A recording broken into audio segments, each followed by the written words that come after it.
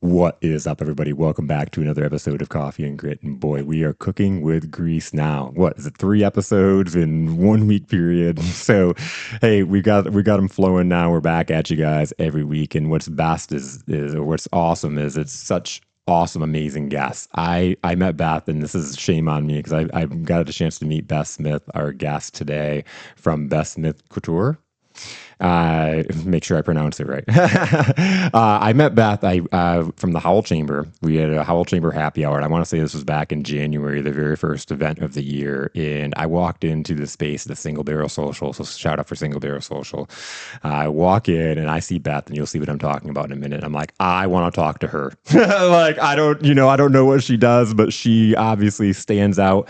I'm all about difference makers. And I'm like, she's a difference maker right there. I can see it. Super excited to talk. And I remember talking to her at the time and meeting her husband and talking to her at the time and being like, oh, you should be on the podcast. And here we are, mid-September. But we finally made it happen.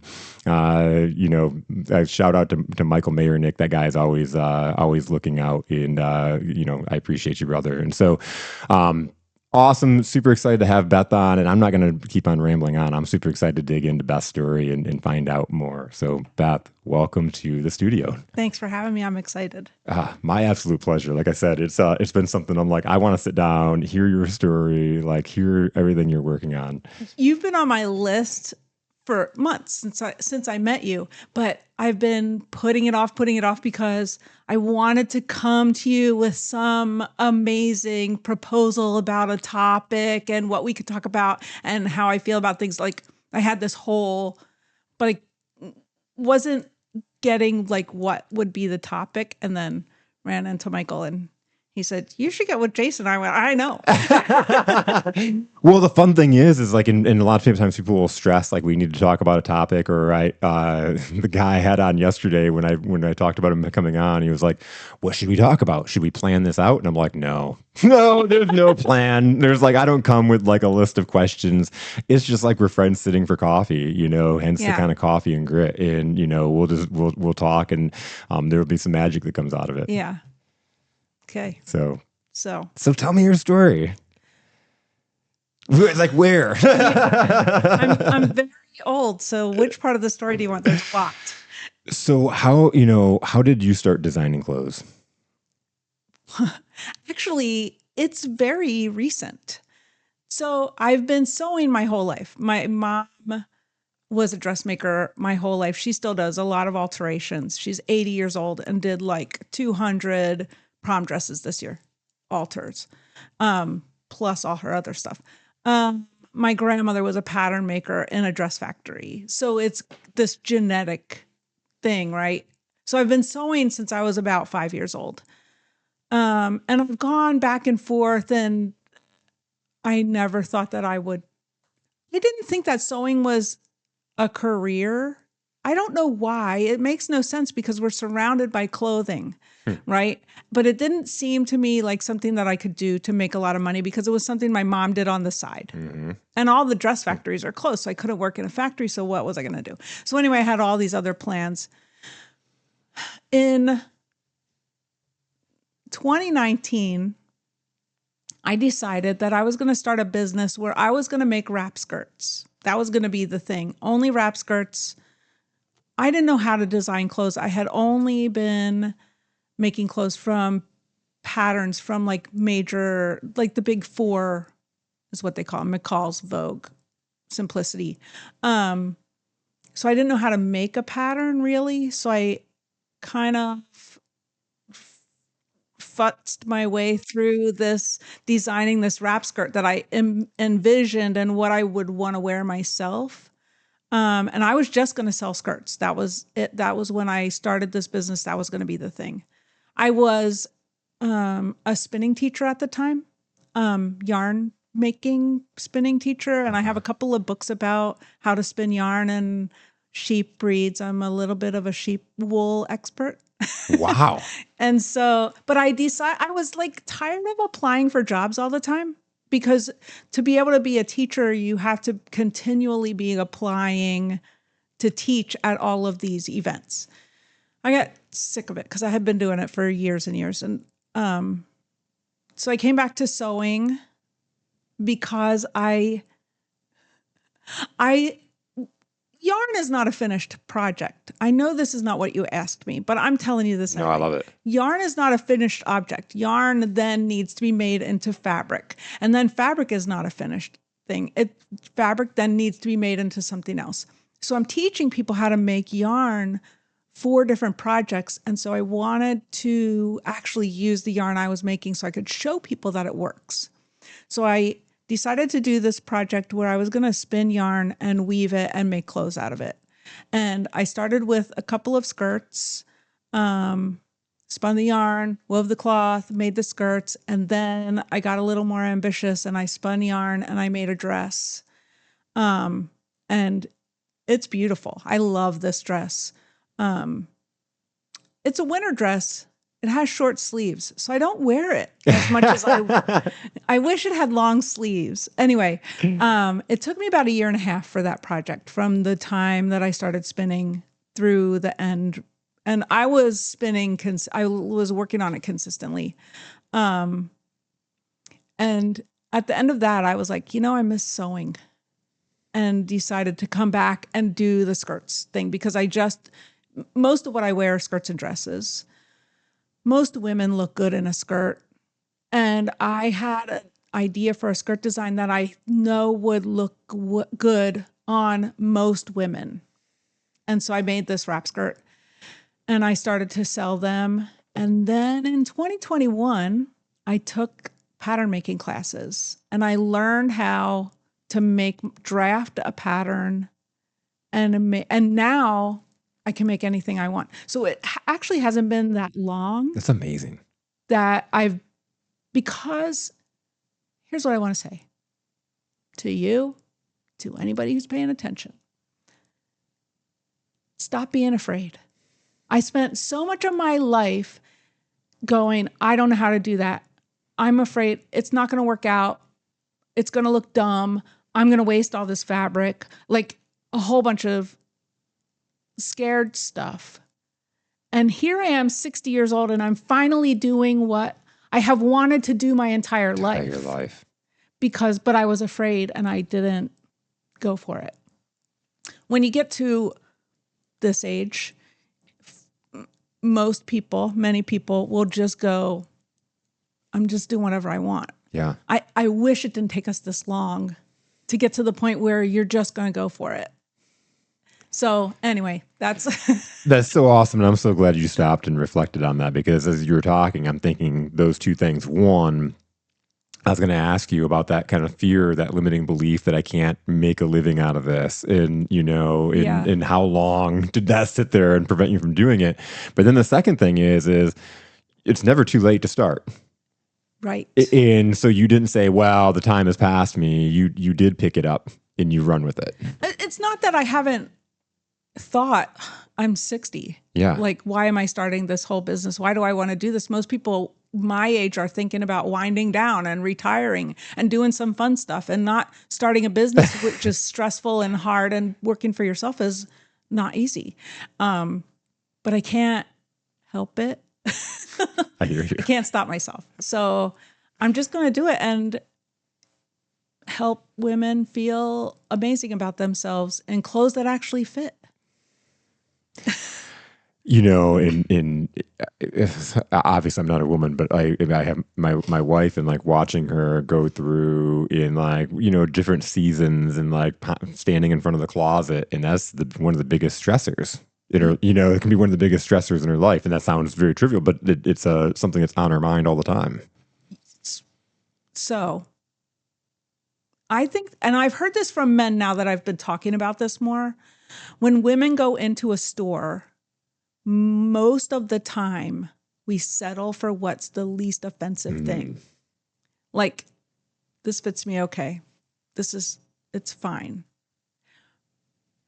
Usually, how a bride goes into the store and you see those movies where she stands in front of the mirror and she puts on the dress and then she starts to cry and everybody else starts to cry. That actually happens, but it should happen more than just once in your life. You should be able to go in and put something on and feel gorgeous. my mission is to help women go into the store, because not everyone can afford a custom piece, right? It's not cheap. It takes a long time. There's a lot of work involved, and so it's not cheap. But what I would encourage people to do is go shopping. Find something that you go, this is okay. And then come and see me, and I'll help you fit it so that you do have that moment where you look in the mirror and you go, I look good. Instead of standing in the mirror in the fitting room going, I'm too fat. My boobs aren't big enough. My butt's too flat. Like, we do that to ourselves all the time.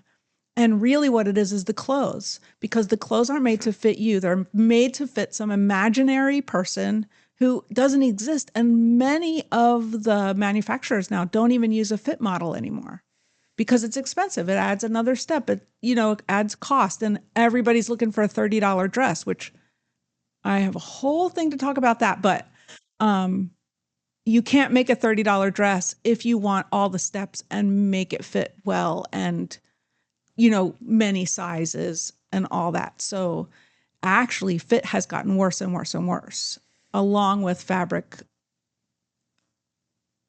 What am I looking for? What a word? Quality.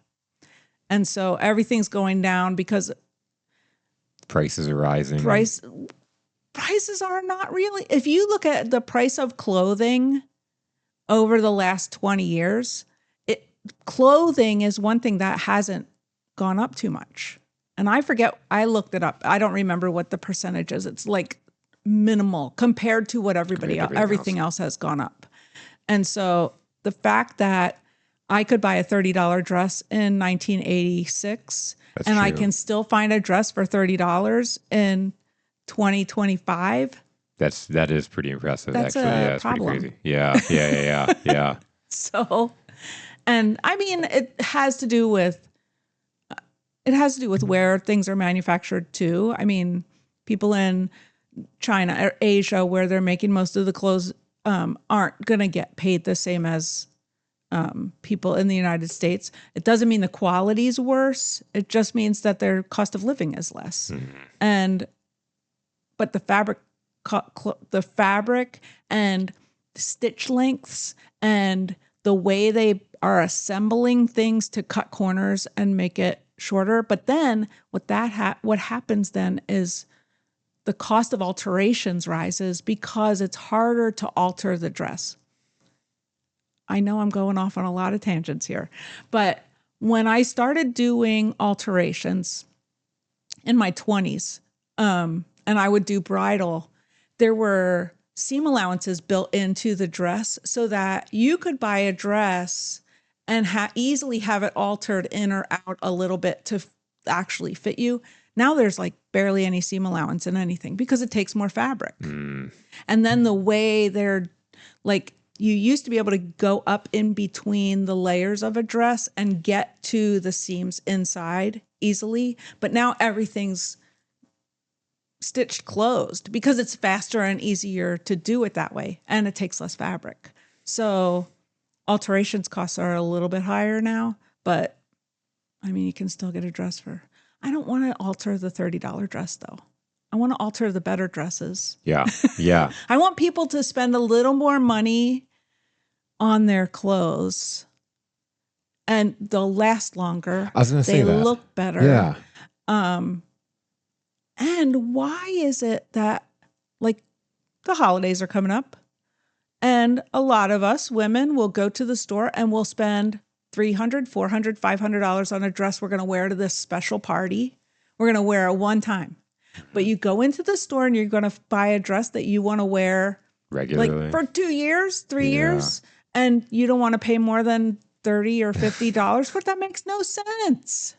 Spend $300, $500 on a dress and you can wear it forever instead of the $30 dress, which is honestly the average lifetime for these fast fashion clothes is 7 wears.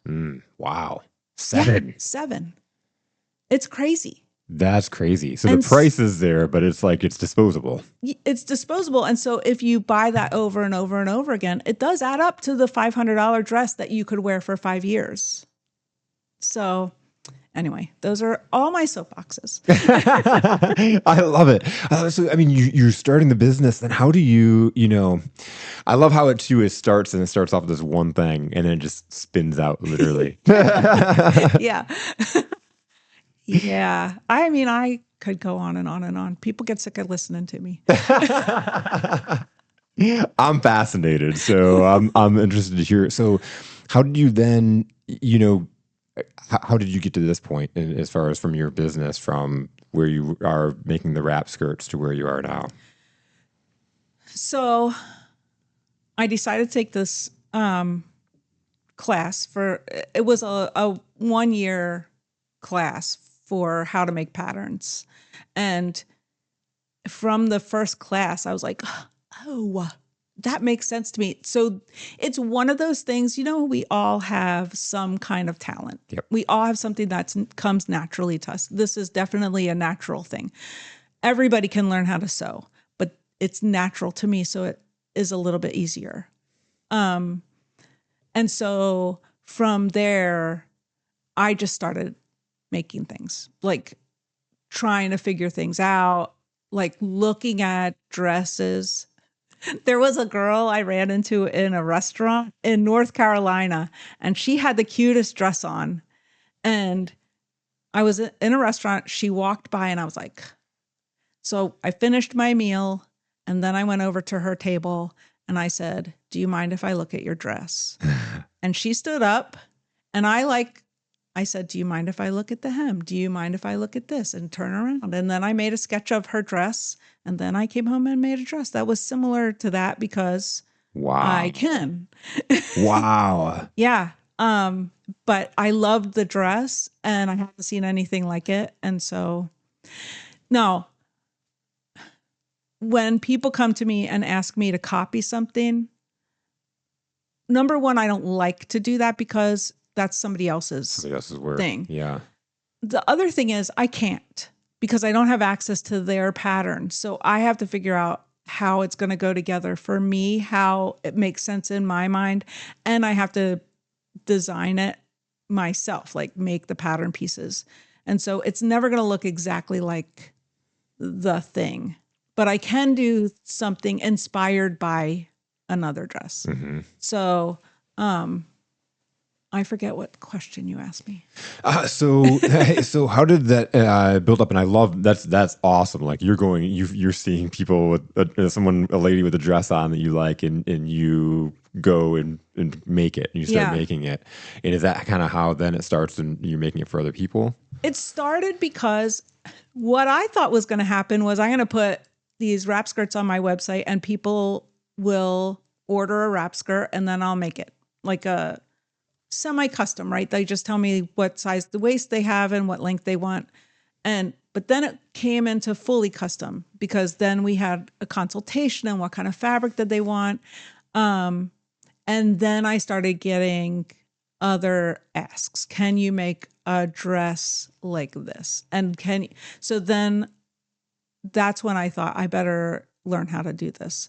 And I was always nervous about pants because pants are a little bit difficult. The crotch rise and there's a lot of things that go into making a pair of pants that fit well. And I had an experience when I was in my 30s. A woman came and she wanted me to make her a pair of pants, and she brought me a pattern. That was when I was working with patterns. She came probably 5 times to be fit for these pants, and I could not get them to fit her. And at that time, 30 years ago, I concluded that I can't make pants that fit. Yep. Another mindset thing, right? Exactly. And then 2 years ago, a client who lives in Maryland came to me and asked me to make her this pair of pants. And I was like, I'll try. And I asked her to take measurements from a pair of pants that she loved that fit her perfectly. and her pants fit beautifully. And so I learned a lot from that experience, what measurements I need and what kind of things I needed to focus on. And now I can make pants. So, so it just really has grown little by little. And as those things have, as people have come, and I kind of learned something from my mom. My mom had a bed and breakfast when I was in my 20s. My mom had a bed and breakfast, and it was a 22-room Victorian, and at Christmas time she decorated with 35 Christmas trees, and we had these tours, and she would dress in a Victorian dress and do a tour of the house. And That's awesome. she would start the tour all the time in the dining room, and she would say, ask me any questions that you want while we're on the tour. And if I know the answer, I'm happy to tell you. And if I don't know the answer, I have learned to lie with confidence. And it's sort of become a thing for me. When somebody comes and asks me if I can make something, yes, I can. Yes, I can. I probably shouldn't be saying this on a podcast. I've said it many times with my services. Yeah. Well, Yeah. Like in the end, if I figure it out, it's kind of an awesome thing to do, is just say yes. And then, I was having little breakdown of confidence, and I was talking to a friend who does wedding gown alterations. And I said, how do you schedule everything? How do you know how many things to take in a month? How do you how do you know when to schedule? And she said, just say yes to everything. So that's what I do. I just say yes to everything. And sometimes I get really busy and I want to cry, and then I just keep working while I'm crying at my sewing machine. But so that's how I got here, is I just say yes, and say I can do it, and I figure it out. That is so cool. And I say that all the time. And it's so funny because it's like, man, people are people listening, because like my first clients, and even still to this day, even this whole thing is spun out by just saying yes to different things. And like, I don't know if I can do this, like Kevin came to me and was like, I was doing my podcast and I was creating content for people out of the podcast. But then he came to me because he heard one of his friends, and she was really raw. And he was like, oh, you let people be themselves. And I'm like, yeah. Like, I don't want you to be anybody else, like. And he was like, I want a platform, and I want to get myself out there, and I want to help influence my industry. And so we had this conversation, and he was like, can I come on your podcast and you create content for me? And so I charged him this. I pulled this price out of my head. It was like, that's a lot, but let's see what happens. And I started creating this content. I had him on my podcast 3 times, and that spun out. He got his own podcast. I kept creating content for him, and it was working. This thing, that he's paying me for is like working. He had one clip that hit 700,000 views. It's like, oh, here we go. It's working. But it's that stuff that you got to put yourself in that fire and figure it out. Yeah. And when when it's your purpose, I feel like you have this talent and this ability, and you figure it out. You figure it out. The pricing is a hard thing to do, though. I bet. Pricing for me, everyone. Because always you start too low, because I'm not good enough. I don't deserve to charge that. And right now I feel like I'm a little low for where I am. And I am charging $75 an hour, and I feel like I could go up to $125. But then, there's all those thoughts that come in. Nobody's going to hire me anymore. I'm going to be too expensive for people. Yep. But also the thing that I keep thinking and talking to myself about is, who are the clients that I want to attract? Who are the people that I want to work with? Absolutely. And they're going to be willing to pay me, because they're going to know that I'm going to kick pants. They're going to have some amazing clothes at the end, and they're going to feel the best they've ever felt in the clothes that I make for them. So, it's you first off are, going back to the very beginning of the conversation, are an excellent brand spokesmodel for yourself, and I want to dig into that too. But thinking about people that can come and show up and they're not in the same dress as everybody else. They're not wearing this. You can feel confident, it fits, it looks good, but you're not going to show up and somebody else is going to have that same dress on. I can imagine how that even feels. It's a particular person who wants that, right? Yeah. Because there's a lot of women who don't feel good about themselves or are worried about how they look, and so they prefer to blend. My clothes are not for them. Because will I make you a black dress? For sure. Do I own any black dresses? No, I do not. Do I prefer to sew with black cloth? No, I do not. I don't want to do, there's so much black and gray and beige and like. Yep. And one reason for that is everybody feels fine in that. And so it's easy to sell, right?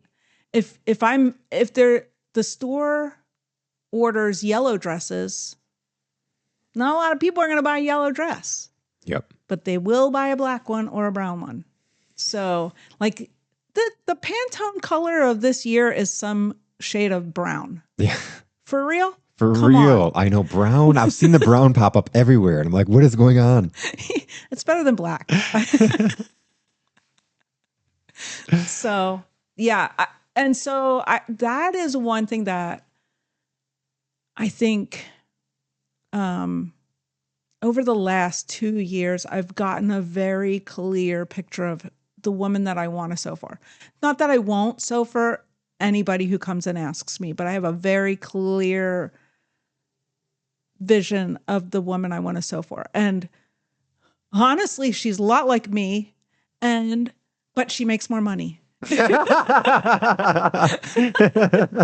So, but she goes to galas and she travels and she likes good things and she eats great food. And when the new collection comes out at her favorite store, she goes there and she buys whatever she wants. But she doesn't want to look like everybody else. And so she's looking for some things, some pieces that make her stand out. Like you can go and buy some basic pants and a basic shirt and then come and I will make you this beautiful blazer that nobody's going to be seen in. Or, just buy your basics at the store and then come and see me for the piece that is going to elevate your wardrobe. Mm-hmm. And so I like it's like the elevation, the elevate. Yeah. So that's what I'm doing. So once you get that and how do you then go and find that person? Well, I don't know. So I've been thinking a lot about that, right? I live in Howell. Mm-hmm. There's people with money in Howell. There's people who can afford my things in Howell. But there's not a lot of people who care about it. Yeah. There are some, and I've been finding them. But what I started doing was, I probably shouldn't talk about this. Now I'm even more curious. I had a conversation with ChatGPT. And I said, this is my person. Where do I find them? And I need you to help me find them and kind of study them. And how can I do that? And together, me and Chad, that's what I call him, except that I found out that it has a woman's voice when you talk to it. Chad, what's going on? I don't know you. Anyway, so we had a conversation about like a study, how I could do a study. And there's like this fast track study, 30-day thing that I'm in the middle of right now. And then a 90-day continuation. And the study is I'm reading magazines like Architectural Digest and Town and Country magazine and those kind of publications that they might read, and I'm looking at websites that they might be finding themselves on, and I'm following the influencers that they might be following on social media. And as I'm doing that, I'm choosing words that I see come up over and over again that I might not usually use in my own conversation, and I'm making a list of those words, and I'm putting those into ChatGPT so that when I have him create content for me or help me create content, those words are included and sprinkled throughout. And then that helps my SEO to find those people. And I really think it's working. Like I'm having a lot more interaction now. Like, What's when you came in, you're like, I'm getting to this place. It's like, it's getting fun, you know? I feel like I'm just on the verge. And the other thing is I met another designer who lives in Milford, and he has been a successful designer, and we're working on getting a fashion show together in Detroit. That's fun. And that's going to bring some people who might be interested in my clothes. So that sounds exciting. Yeah. And like, I love collaboration like that when you can meet somebody and then put together a cool event. Yeah. So I'm excited.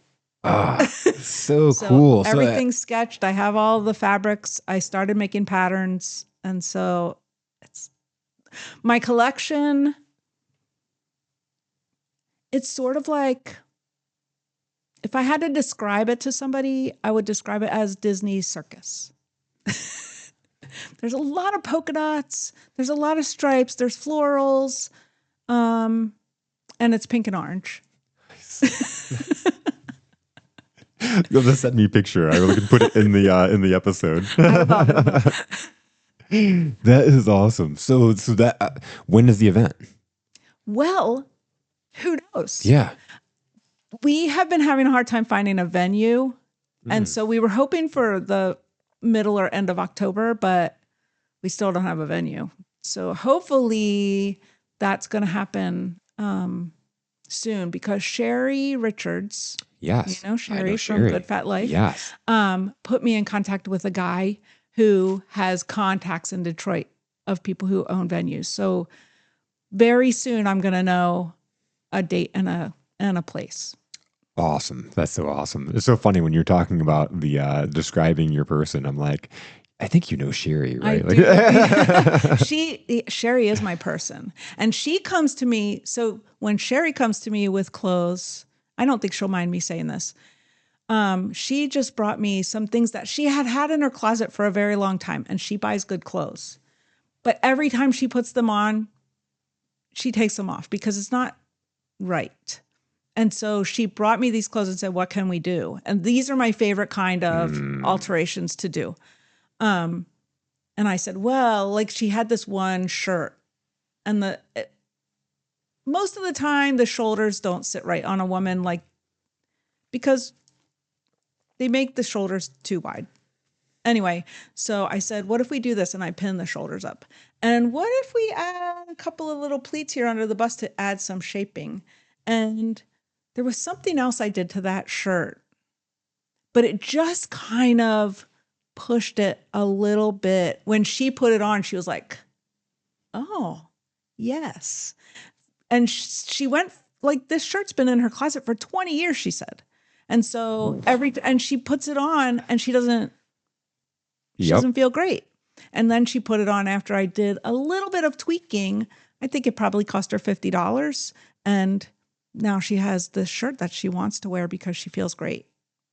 Wow. Yeah. That's incredible. Yeah. It's incredible. And you know that you've done a really good job of defining your person when you're speaking it in the first person. I think of a person in my head right away. And then that person is your client, is your person. That's amazing. Yeah. Yeah. I love her. And there's another woman that I just started working with. And she found me on Facebook. Posting in Facebook local groups every week has been a miracle, like, to bring business to me. And it's mostly like hem this dress, or, you know, like lots of hems and little things. But once in a while I get a client that I get to have some fun with. And she brought me this dress, and she's like, she put it on, and you know. And I went, You saw it all over her she face. goes, I think I just want to make a skirt out of this, just throw the top away. And I went, but what if we make a little crop shirt out of the top? And like she came back after I did this project and we made it sleeveless and I bound the bottom. It's so cute. And I just took a little bit of the hem off so I had enough for to do the binding and the waistband.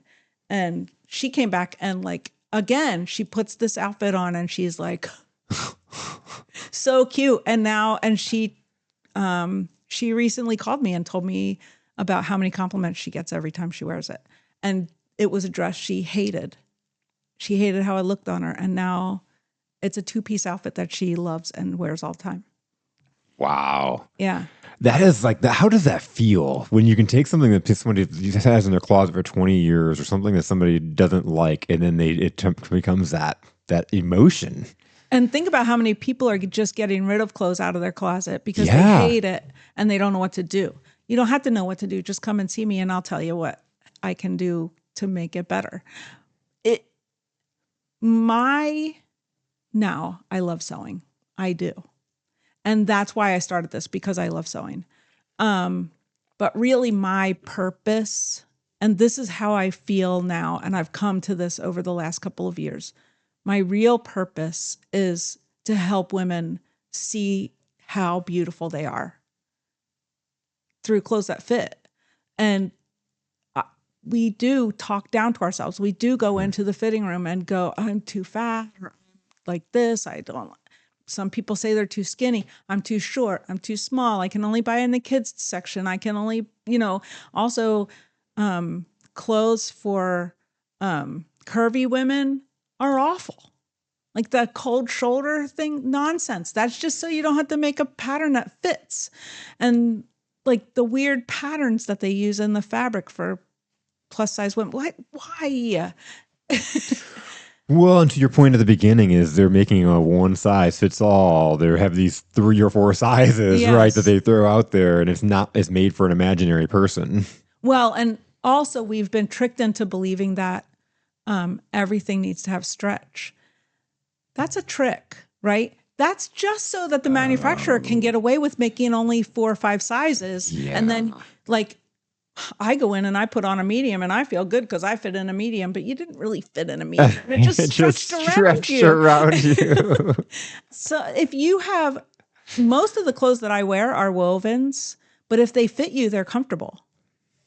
Like you can make a woven outfit that is very comfortable, but it has to fit.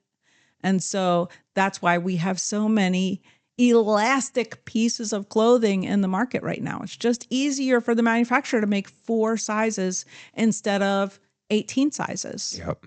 It's cheaper. Yeah. And so it's a trick. And then, I need stretchy because it's so comfortable. And I want to live in my leggings. Why?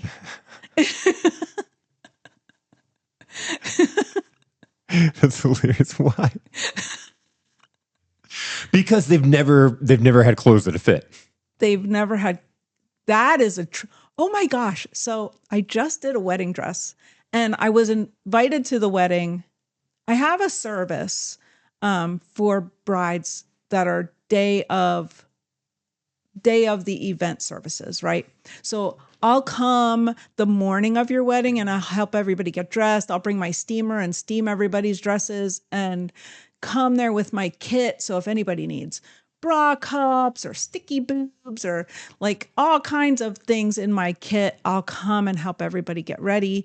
A smaller part of that is bustles can be troublesome sometimes, like because you build a bustle into a dress and I know how it goes together, but the people that are there trying to put that bustle up don't know which button goes with which loop. And so I have a service where I can go and bustle your dress for you. Oh, that's cool. And so I got invited to this wedding, which was at the Henry Ford Museum, which was amazing. Oh, and like she wanted me to come and bustle a dress, but she also invited us to the reception, which was amazing. Anyway, I forget why I was saying this. The bustle. the fitting. You have a special service to come out and bustle. I know this happened to me yesterday twice. I was like, "Can you go back and tell me what you just said?" Yeah, why was I going down that path? It was because I don't remember. People don't know how to do the bustle. I don't know. I don't know. I'll think of it. Yeah, yep. I'll think of it. I'll come back to it. What the heck? It was so good too, I'm sure. I swear this happened to me was so 3 good. times yesterday, and I'm like, man, I'm sorry. Can you tell me? Can we go back through the story? Like, remind me of what my story was. I remember. There we go. Okay, so I go to this wedding, and I hadn't seen any of her bridesmaids. One bridesmaid didn't try her dress on until the day of the wedding. No. It was so small, like she couldn't fit in it. When she walked out, I was like, what is happening? Like it was, the slit was like up at her crotch area, and she was carrying this like a shawl to cover, like, so you couldn't see her hoo-ha. It was too tight. And then this other girl, her dress, it was so big. Like I was thinking, it just needed a little something in the sides and it would have been fine. But people, like that girl probably put her dress on and went, oh, it fits, because she could zip it. Just because you could zip something doesn't mean it fits. But like, it makes me sad to see all these people walking around in clothes that are fine, they settled for. And I actually just did a video yesterday on Instagram, and it's on TikTok too. And actually, lots of people are watching it, where I made a mock-up of a dress that I really need to have done by Tuesday, and I didn't even start the dress until yesterday. But I made a mock-up of this dress, and when I stand in front of the mirror, you can see that it's fine. It fits me here. It fits me here. It's okay. I could go ahead with that. And then I do a little fold here at the waist, make the waist shorter, do a little bit of a thing here. And then I changed the neckline. I drew it on with a marker. Like those 3 little changes are like a wowza, and change the way, like, everything smooths out, and it's a beautiful thing.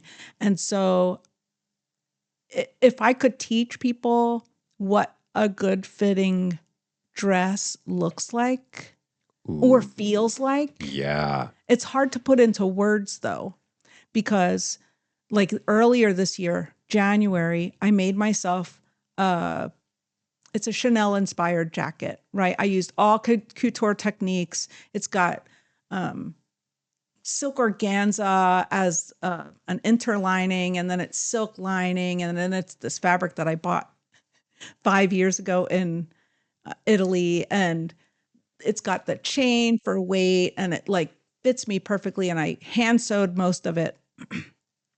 When I put that jacket on, like I wear clothes that I make for myself all the time, and I feel good. But when I put that jacket on, there is something about the way that jacket hugs, and it's comfortable at the same time, but it's perfect. But there's a reason that those Chanel jackets are $5,000 in the store, because it takes hours. I would have to charge $3,000 to make that jacket for somebody.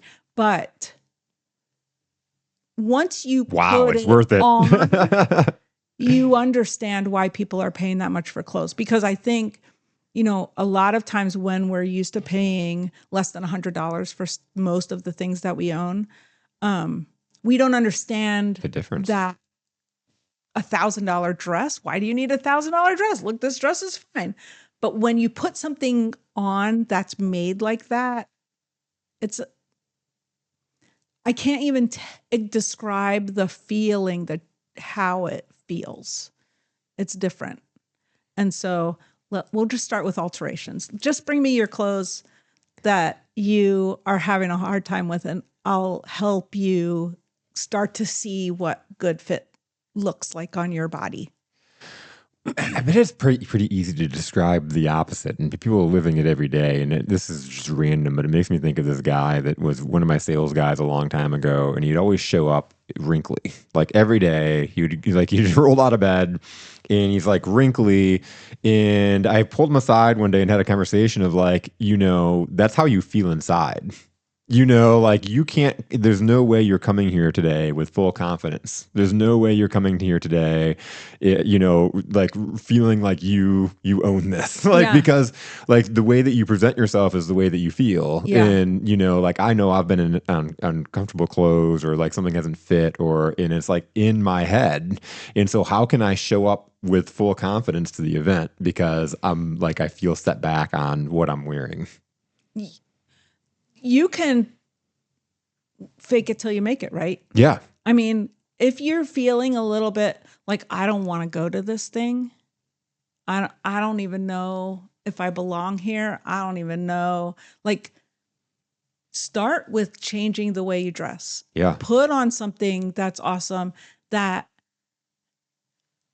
I had a conversation, I think it was last week, with this woman that works in a bank. And she was telling me that there was this event coming up and like all the big bank people were going to be there in Detroit. And she wasn't sure what to wear. And I said, well, I think you should go get yourself a suit, but it should be in a color. It should have a skirt and it should have some kind of a cool jacket. And she said, yeah, but I never know like what the dress code is, because what if everybody shows up in there in jeans? And I said, so what? You will stand out. And she said, but what if I don't want to stand out? I said, maybe you don't want to stand out to the people that run the bank, but there's going to be somebody in there you're going to catch their eye and they're going to talk to you. And there might be an opportunity that comes along to you that you didn't even know because you stood out.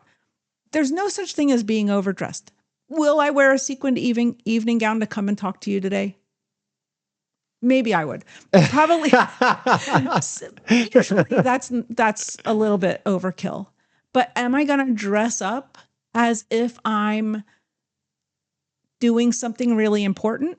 Yes. Like every day is something really important. And when I'm at home, most of the days I have a skirt and top on. Like I'm working in a skirt. I'm dressing for the job, even though I'm by myself in my sewing room. Well, because when do opportunities come? When you're ready. When you're ready, you're not just like, okay, today I'm going to go out and find my opportunity, but Right. like every day, if you're prepared, is get ready to stay ready, Yeah. like, or stay ready to get ready or whatever, however they say it, like it's, you never know when you're going to meet that next opportunity or the next person in your life. And and going back right to the very beginning of of the intro of like, I walked into a room. It was a crowded room at Single Barrel Social. I remember it very clearly. You were on the other side. I walk in, I look around, I'm like, whoa, who's that? Like it's instant. And yeah, it's taken this long, but I've always every time I see you, I'm like, oh, Beth, and we need to do this because it's like one of those things I drew to you right away in a crowded room. Yeah. I think that sometimes we have a hard time because, and I don't know who taught us this, but that it's superficial to dress well. It doesn't mean anything. It means you're full of yourself. It means you're stuck up. Or you're valuing things that don't matter. But really, the first impression before you even say anything is how you look. Whether it's right or wrong, it's always been that way. We have eyes. That's the first sense we use. And I think that don't dress for the way you feel, dress for the way you want to feel. Like, be the person, like start working toward that person that you want to be. And actually, I'm in the midst of a change right now for myself because there's a bigger me. And so there's some pieces that I want to make. There's a different person that that's inside me that I want to show to the world. Oh my God, This is exciting. And so I'm working on some things. That's exciting, and I'm a this is what I do from a mindset standpoint, from my coaching standpoint, is working with people to create that person they want to be. Something I say quite a bit on this show is hell is meeting the person that you could have been. And what is holding you back? And the thing that's holding the majority of us back from being that person, we've talked about it already, is that fear and those limiting beliefs that we, oh, I couldn't do that. I can't make that. I held myself back from this for so long, working a job, in telling myself, oh, well, no one wants to hear from me. And what really, Yeah. could I really go out there and make it? And the answer is yes. I couldn't with that mindset, Right. but I had to become, and you have to like literally, you can't dress for where you are now. You've got to dress for and become the person that you want to be.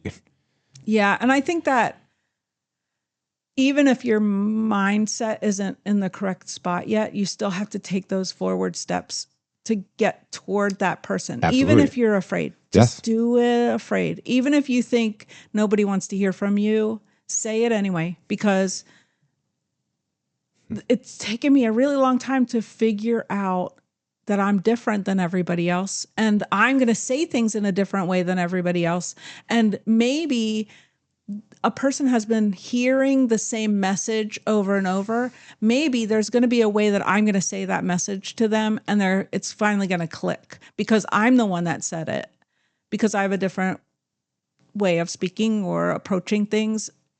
It's the same message, but packaged in a different way. And I've had that experience a million times where people have told me things, and then somebody else comes and says the same thing in different words. And I'm like, oh yeah, that's what I'm going to do. And then I go and tell somebody and they go, yeah, I already told you that 5 years ago. As a sales leader, I'd take my people out to these seminars every other month. They had these yes seminars in Novi, and they'd bring in like these top motivational speakers from around the world. And so every other month we'd go to these things, and then afterwards I'd take everybody to dinner, and I'd be like debriefing, or like, what's your big takeaway? And it's like anger me inside, but also make me happy when someone would say, "Oh, this guy, he said this," and I was like, "I've never heard that before," and I'm like, "Really? Like, how? What?" You've never heard that before? I know. But at least you got the message now, like it took somebody else saying it. That's right. Because it's just a different combination of words that make sense to your own brain. Yep. So, and somebody else saying it, it's the same thing. You can hear your parents say it over and over again. That's what I was going to say. Sometimes you just don't want to hear your mom saying it anymore. If your best friend tells you the same thing, it's different. It's so different. It's so different. Yeah. My mom's been telling me to get to work my entire life. Every morning. I talk to her every morning. And before we get off the phone, she goes, well, get to work. And I'm like, I'm trying. I've been trying to get off the phone for 30 minutes. That's awesome. Thanks, Mom. Thanks. I've been trying. Anyway. Yep. My poor mom. Well, in going back to, in talking about, that feeling, you'd said something about getting ready for an event and standing in the closet, and I know, and I know we've talked about this out loud. Gracie wouldn't mind me sharing this, but we haven't went to events because Gracie's had like kind of a meltdown in front of the closet of like, these things don't fit. I don't feel good. I can't go to this event. And so, in fact, there was the annual Brighton Chamber Gala this year that we were going to. She went through several outfit changes, didn't like a single thing that she could put on, had a little bit of a meltdown, and we didn't go to the Brighton Chamber event. And it's those little things that you think about, if it's happening with her, I know it's happening in several other homes. And you talk about missing opportunities, I know there were so many people that would like, so many times that people talked about this certain event and things that happened. And it was like, oh, I wish we were there, and she did too. It just is what it is. Well, it's funny you should say that, because now I sent out an email last night to my list, but I've also mentioned this probably twice on social media already since the beginning of September, and I'm going to talk about it more. Now is the time to start thinking about holiday parties. It's September. Nobody wants to think about holiday parties or like hosting events or, all the things that happen around the holidays. But now is the time to start thinking about it. What are you going to wear? Do that try on party in your closet right now and go, maybe this could be fixed. And maybe I should go see a person who could alter this to make it feel better on me. Or maybe now's the time to start shopping. Maybe you have something in your closet, but you don't have the right shoes that go with it. Better start shopping for shoes that go with this and a bag. And what jewelry are you going to wear? Because I know that I have been guilty of going, I have this beautiful dress and then putting it on and I don't have any good shoes to wear with it. I don't have the right accessories to go with it. And then I don't feel good because it's still not right. And so, I mean, I'm happy to go shopping with anybody and pick out stuff, but now is the time to start thinking about that. So you're not having that meltdown. If you have 3 dresses in your closet that you could possibly wear, bring them all. Let's get them all altered. And then you'll have 3 dresses that you can choose from and feel great every single time you want to put them on. Every event that comes along, you have your go-to beautiful dresses and you don't have to have a meltdown in front of the closet. But please go buy some good shoes and please get a good bag. Don't go to those Walmart bags. They're not good. Don't do that. It's not cute. You can get the Target jewelry. That's fine. But But get a good bag. Good bag and a good pair of shoes. A pair of shoes can make or break a whole outfit for real. And also, I can't believe how many people don't own an iron. Thinking about that guy that would come wrinkly. Yeah. Why don't you own an iron? Yeah. Get an iron. Get an iron. Get an iron. I like a steamer too. But yeah, now is the time to start thinking about that. Like, if you have people over to your house, like Thanksgiving, right? You're hosting Thanksgiving. Maybe you need a beautiful lounge set. Like, so you feel comfortable, but it's elevated. Like those fancy pajamas, like silk kind of, and like some pretty gorgeous slippers to go with it. Like you can be at home in this comfortable outfit and put some jewelry on with it. And sparkle. You will look amazing for Thanksgiving this year. Like just put that turkey in the oven and then go get changed and it'll be awesome. So like, don't only think about it for special occasion clothes. Like we're all going to go and see our relatives at the holidays. What are you going to wear that's going to make you feel amazing? Because some uncle's there and you don't like him and he's getting on your nerves. Doesn't matter because you feel awesome. I'm not saying you need to go buy that new Louis Vuitton $160 eye palette right now. You don't have to do that. But, I don't know. Get something good. Get something good. I love that. And I love, again, it comes down to your purpose and your mission to talk about like building that confidence within women. Yeah. I mean, the clothes are the place that we have. That's the starting point. Even if your inside doesn't match your outside yet, every time you put on something that looks amazing, that fits you, you can't help but look in the mirror and go, I'm pretty good. Yep, I'm awesome. And then that starts shifting the mindset. It does shift the mindset. Because once you start having those beliefs pop in and they start outnumbering the ones that say, I don't look good, it starts shifting the neural pathways there. Now, a long time ago, 20 years maybe, I had an argument with a woman so there are these church dances and there was a dress code for the church dances. The boys had to come in a tie, the girls had to come in a dress, and the dresses had to be their butt couldn't be sticking out and had to be a certain length and whatever. But they had to be dressed up. Maybe not church dress, but dressed up. And I had this conversation with this woman who she didn't understand the dress code for the dances. And I said, but you act different when you're dressed well? And she said, I don't act any different. And I went, most people act different when they're dressed in a way that is elevated. Most people do. She would not hear it.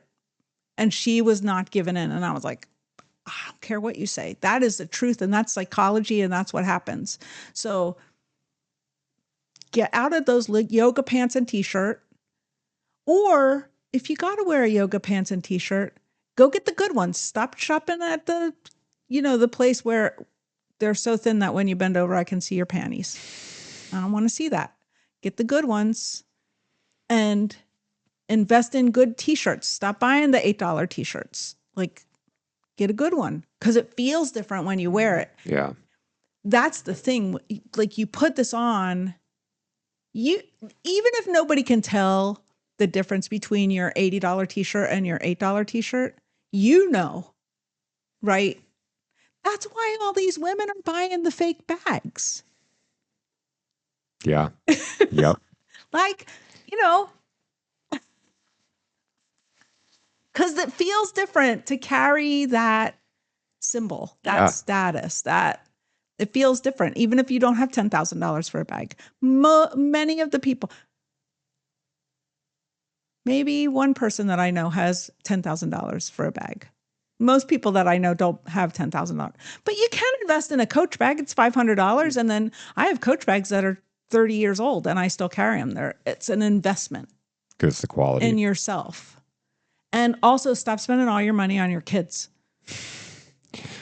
True, and it's so funny. It's so funny. Like we'll sign our kids up for every coaching program and sports thing, knowing damn well they're not going to the NFL. And I'm not saying don't invest in your kids, but then when it comes down to investing in ourselves, in our life, well-being, opportunities, like all that stuff, it's where there becomes like, oh, I couldn't do that, Yeah. And really, you're going to create more opportunities for your kids by investing in yourself. I think that's what I was going to say. What opportunities are passing you by because you blended in with the crowd? Yep. What opportunities aren't you getting because nobody noticed you? Yeah. Or this guy who was meant to notice you couldn't see you because you're there and looking the same as everybody else. Stop it. Stop it. Exactly. And it comes down that self-confidence. Like, so tying into that, have you always had a different dress style? Have you always dressed and stood out?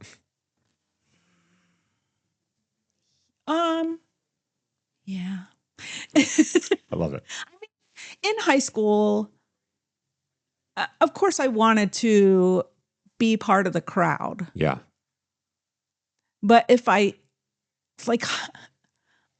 always wore like a side ponytail. I always had like color combinations that most people weren't using. Like it's never been.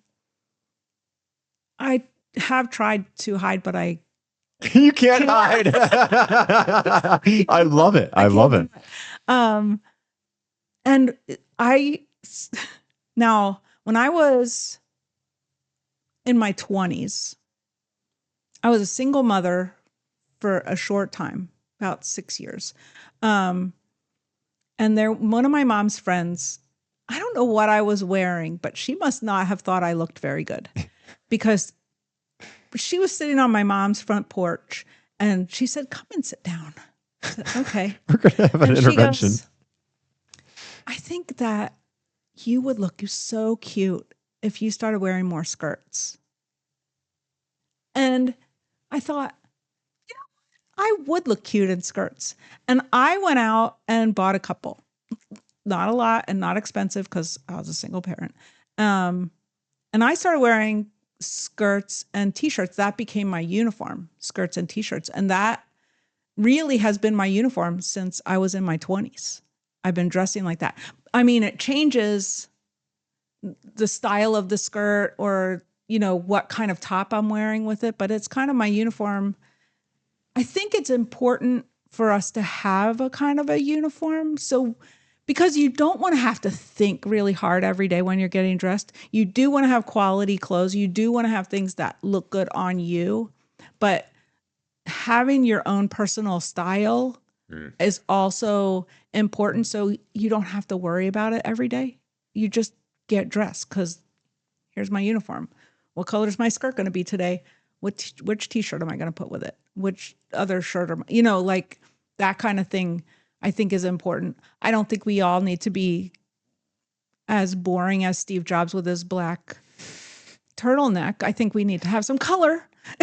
Bring the color in. But that was his uniform, right? Yeah. Because he was busy doing other things. But my personal style, when people see my clothes, usually they know they're mine. And I do a lot of full skirts. I do a lot of high-waisted skirts. I do a lot of things that look a little bit retro, but not really. But it's sort of on the retro end of things because I think that silhouette is very flattering on women. No matter what shape you are, that silhouette is flattering. So I have a certain style. That's not what I picked when I was 20, but that's what it has evolved into. Yeah.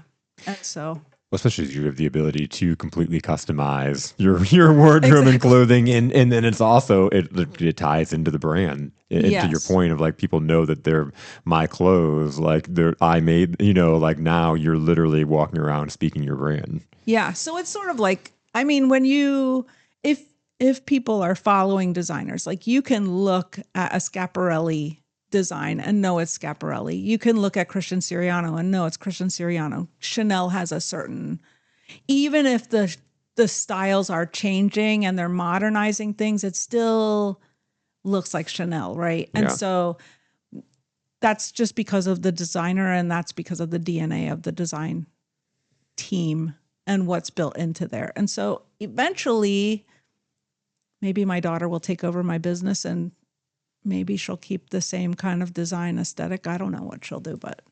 So does she have the same eye? Is she interested? My number 3 kid is my third daughter, and she has her own little, I don't want to call it little, I shouldn't. She has her own alterations business and she does custom clothes. And she just graduated from Ball State University this year with her master's degree in vocal performance. And now she's sewing because to make enough money to sing, you also have to have a side hustle. Yeah.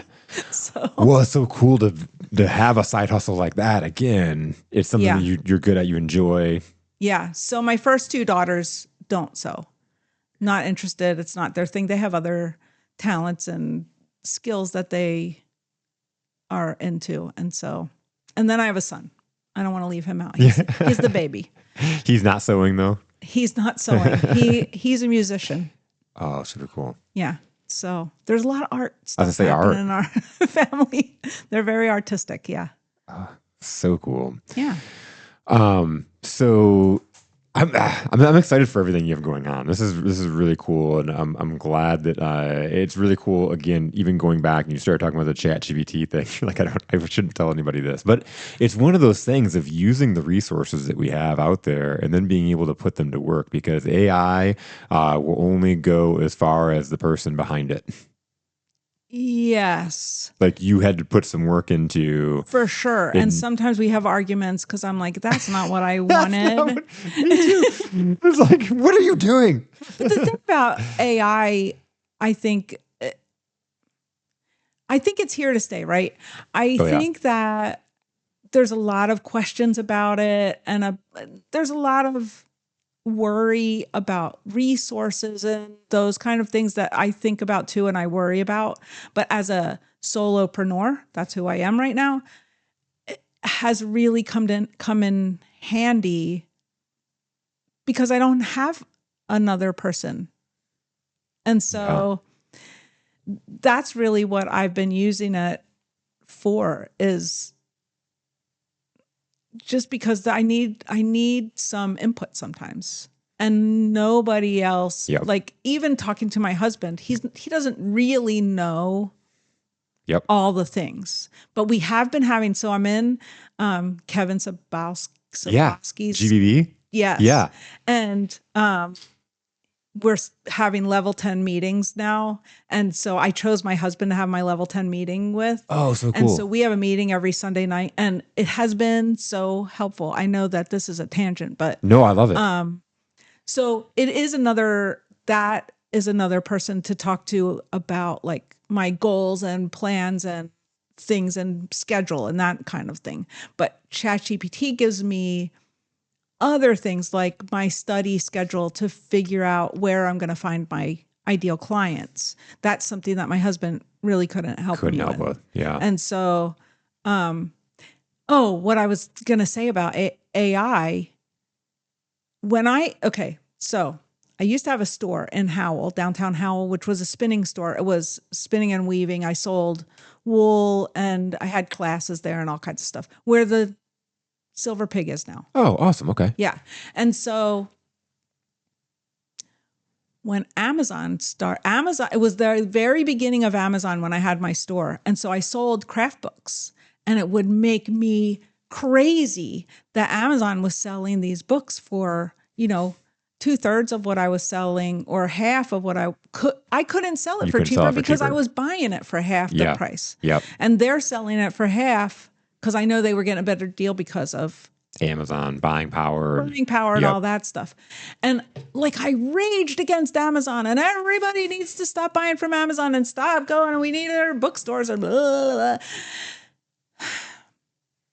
It's Amazon's here.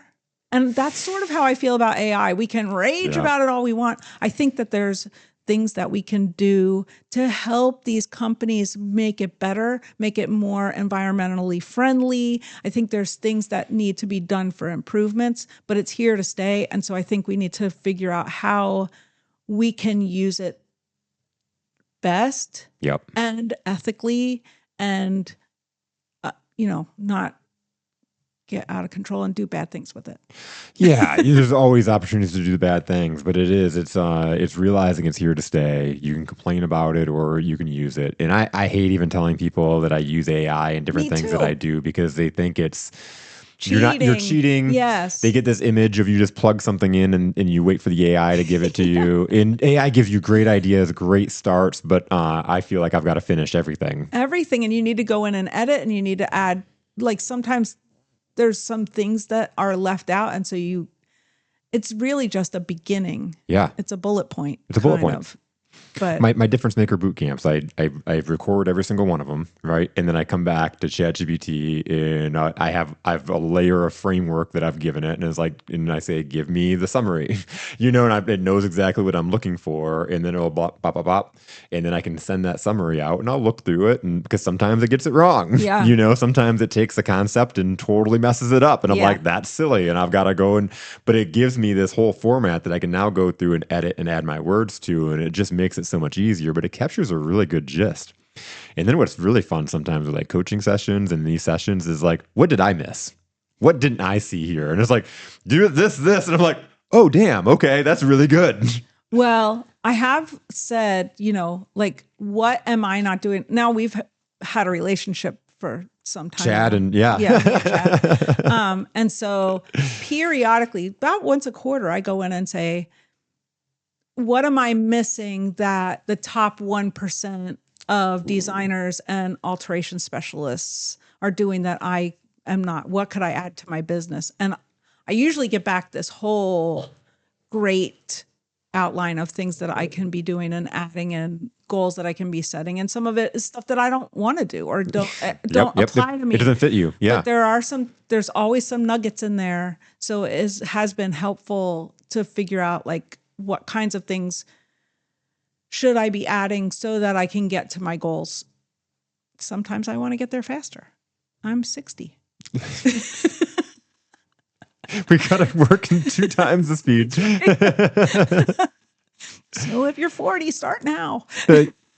Well, that's the thing is like if you're sitting there, and that's what I even do this podcast for, is that inspiration for the people that are sitting there and like they want to do something. They know they've had this calling, this voice. I was sitting there. You were sitting there for the longest time with this voice in our head. We're different. There's something that else that we should be doing. And for the longest time, it was that fear and that limiting belief that kept me there until my boss realized it and was like, I'm pushing you out of the plane. Like Yeah. you're not going to leave here unless I literally kick you out. So there you go. And it was the biggest blessing ever. Well, and also, I have a thing to say, Yeah. and it's important. I want to start this by saying I love my mother. Love her. Love. But sometimes she's not the person. Because when I came back to sewing, my first skirts, the first wrap skirts, I was charging, I think it was like $300 for a custom wrap skirt. It's not a lot of money. And she's like, it's a lot. It's going to pay that. I don't know how you're going to do it. Now, for a custom wrap skirt, it's $700. And amazingly, I sell many of them. It's phenomenal. But I had to stop listening to my mom. And so 3 years ago, I went to my mom's house.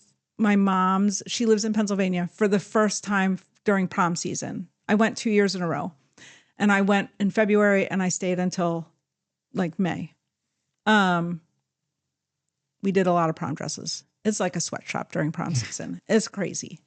And when I went there, my mom doesn't charge enough for stuff. And I know that she doesn't charge enough for stuff. And she's 80 and she's been sewing her whole life. She should be charging more because she knows stuff. But I said, I'm not charging your prices. I don't care.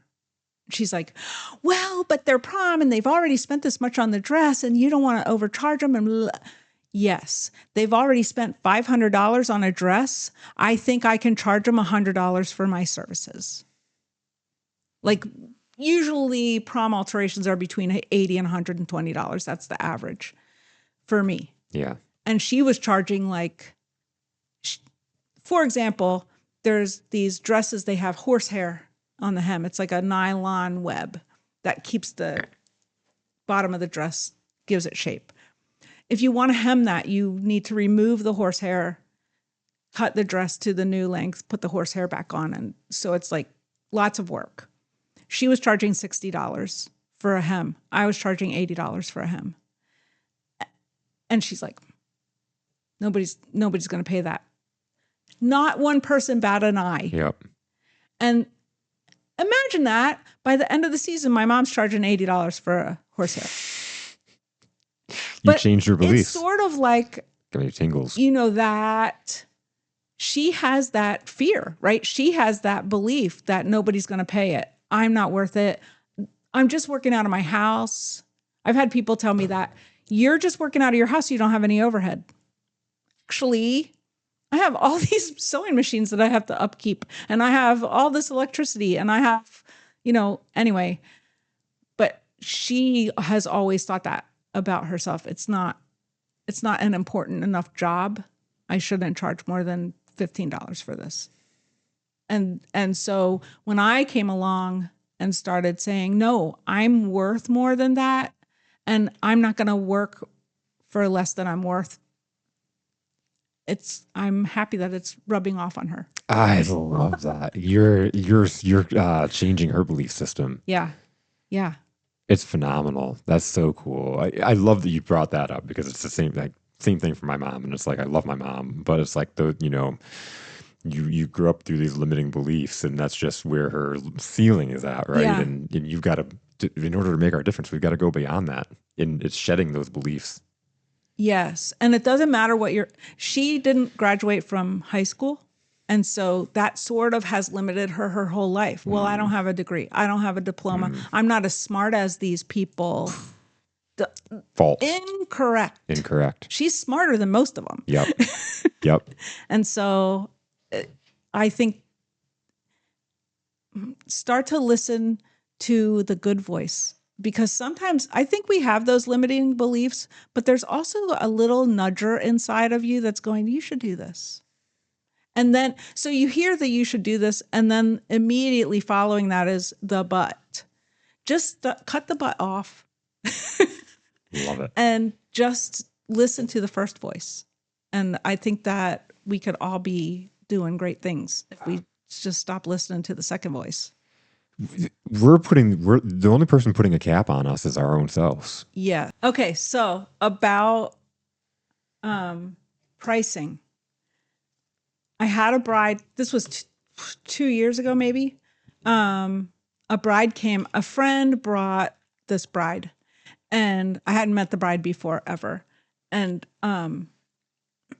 when after I pinned her all up, we did the thing. I told her the price. I don't remember how much it was. At the time, I know that I was charging about $25 an hour. And the bride left, and then my friend called me, and she said, "You need to think about your pricing."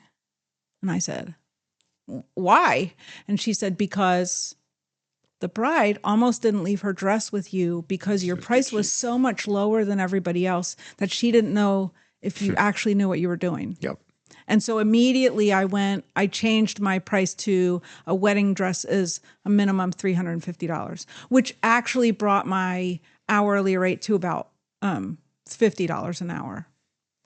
And now I happen to know, I just got information that even at $75 an hour, I'm the cheapest bridal alterations person in the area. Wow.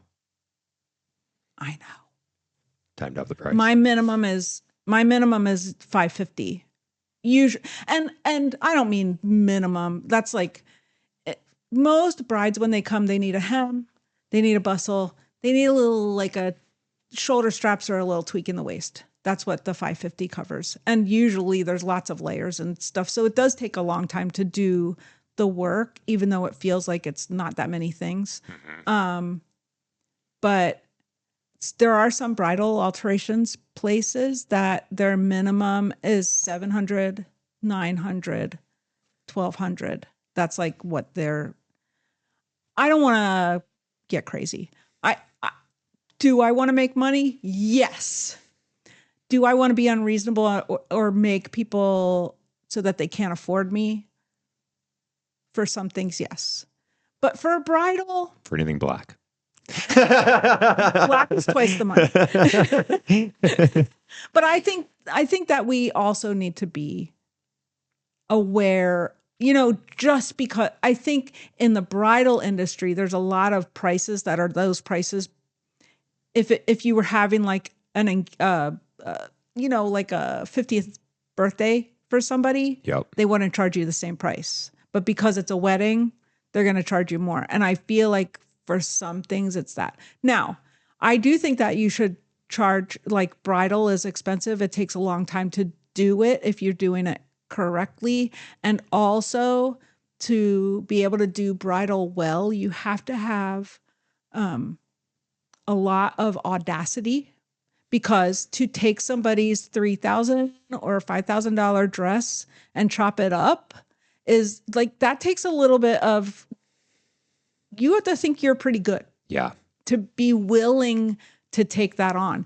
And there is a risk. I mean, sometimes things happen.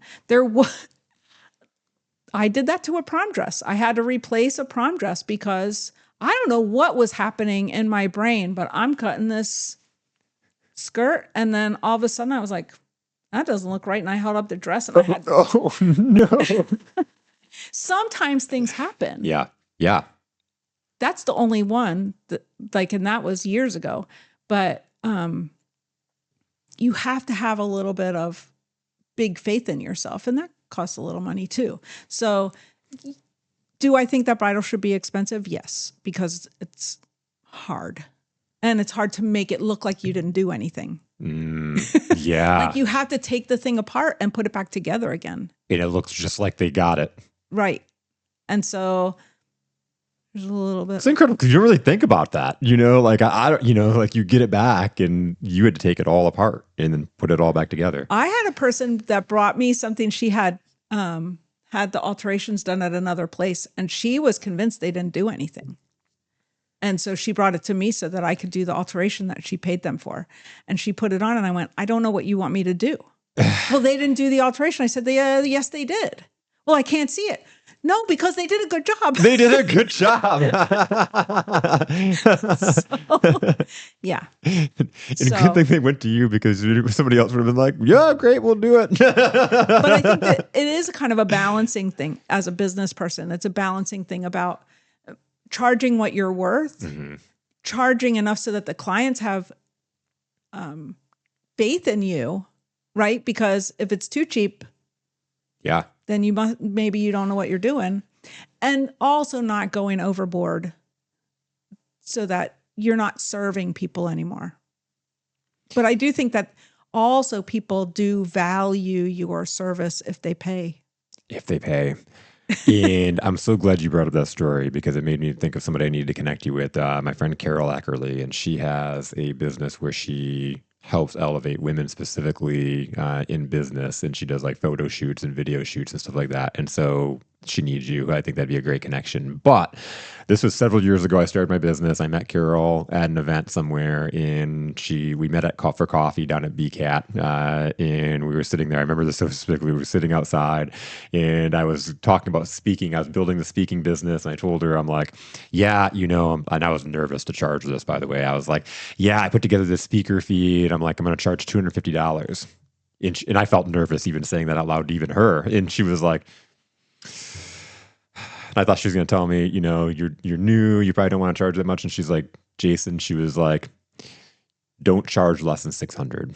She was like, if you charge less than 600 and you go into a room and so you say you're 250, they're never going to hire you, because they think that you're not good. They think that you valued yourself here. Like, you've got to be minimum 600. Yeah. And that was just a life-changing thing, because it was like wrapping around money, right? I love to go out and speak, and I look at, it took me an hour, and plus the presentation time, and there's a lot that goes into it, but I'm like, oh, $250 for that? That sounds good to me. But man, But the other thing is, we don't take into consideration the preparation time that goes into it. Like, there's a lot of brain power beforehand, and then there's people contacting you afterwards, and you've got to take care of those people. Like, it's more than just the 1 hour speaking. It's the same thing as,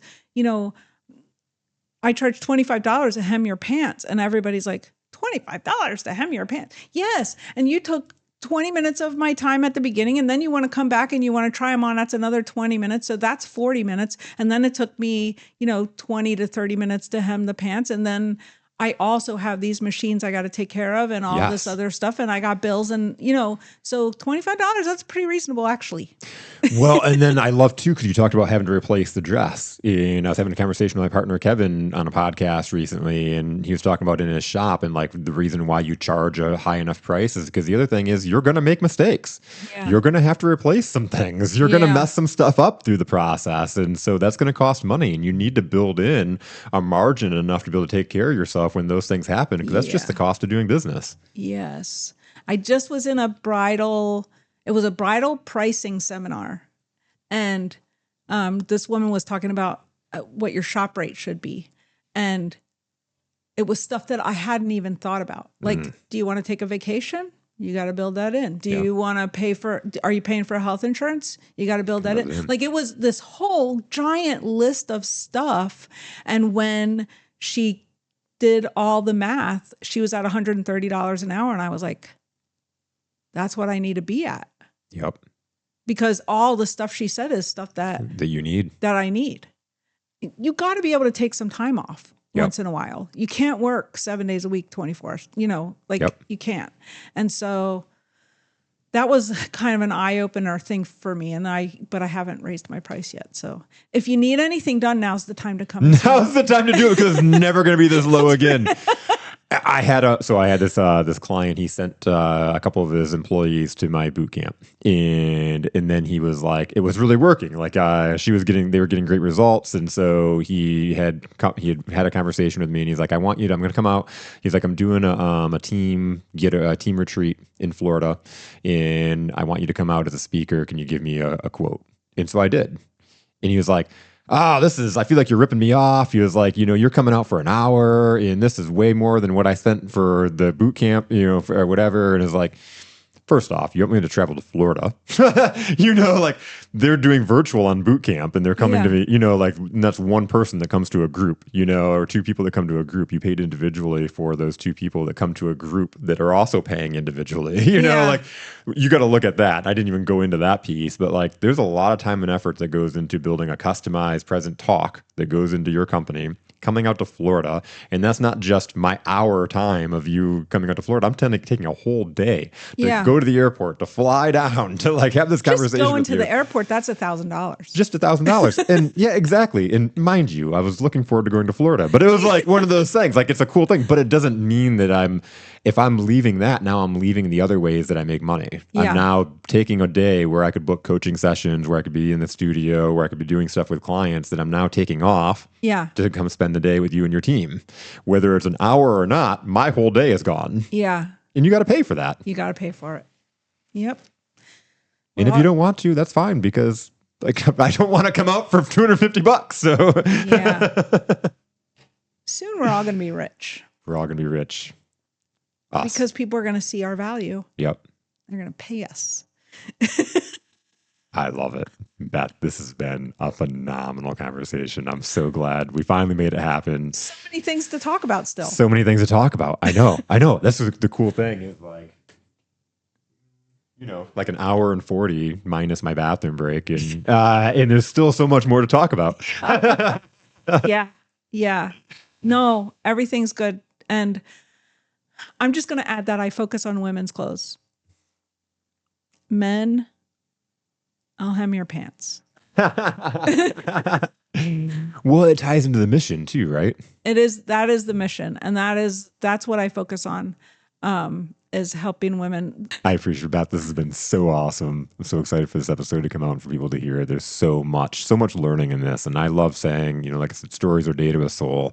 And there's so much that you can learn and get out of this right from the gates of, go do that thing. Stop being scared. You're put here on this earth for a reason. So Yeah. thank you so much for joining me. Thanks for having me. My pleasure.